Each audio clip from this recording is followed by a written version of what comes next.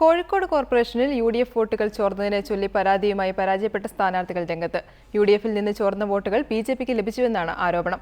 Vote ചോർച്ചയെക്കുറിച്ച് UDF അന്വേഷണം നടത്തണമെന്ന് ചേവരമ്പലത്തെ UDF സ്ഥാനാർത്ഥിയായിരുന്ന Baburaj ആവശ്യപ്പെട്ടു. കോഴിക്കോട് കോർപ്പറേഷനിൽ UDF വോട്ടുകൾ BJPയിലേക്ക് ചോർന്നുവെന്ന ആരോപണമുയർന്ന സാഹചര്യത്തിലാണ് സംശയങ്ങളുമായി സ്ഥാനാർത്ഥികൾ തന്നെ രംഗത്തെത്തിയത്. BJP ജയിച്ച ചേവരമ്പലം വാർഡിൽ UDFന് കഴിഞ്ഞ തവണ ലഭിച്ചതിൽ നിന്നും 400ഓളം വോട്ടുകൾ കുറഞ്ഞു.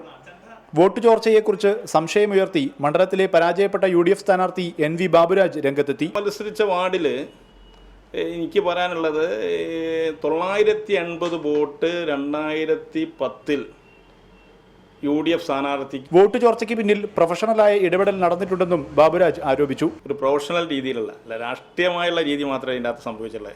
ഒരു പ്രൊഫഷണൽ ഇടപെടൽ ഉണ്ടായിട്ടുണ്ട്. അത് UDF നേതൃത്വം പരിശോധിക്കണം. കോഴിക്കോട് കോർപ്പറേഷനിൽ 7 വാർഡുകളിലാണ് BJP അക്കൗണ്ട് തുറന്നത്. 5 ഇടങ്ങളിൽ 2ാം സ്ഥാനത്തെത്തുകയും ചെയ്തു. ഇവിടങ്ങളിലെല്ലാം UDF വോട്ടുകൾ വൻതോതിൽ കുറഞ്ഞിട്ടുണ്ട്. UDF ജയിച്ച കല്ലായിലും ചെലവൂരിലും BJP വോട്ടുകൾ കുറഞ്ഞിട്ടുണ്ടെന്നും പകരമായി വ്യാപകമായി UDF വോട്ടുകൾ BJPക്ക് ലഭിച്ചുവെന്നുമാണ് ഉയരുന്ന ആരോപണം. റിപ്പോർട്ടർ, കോഴിക്കോട്.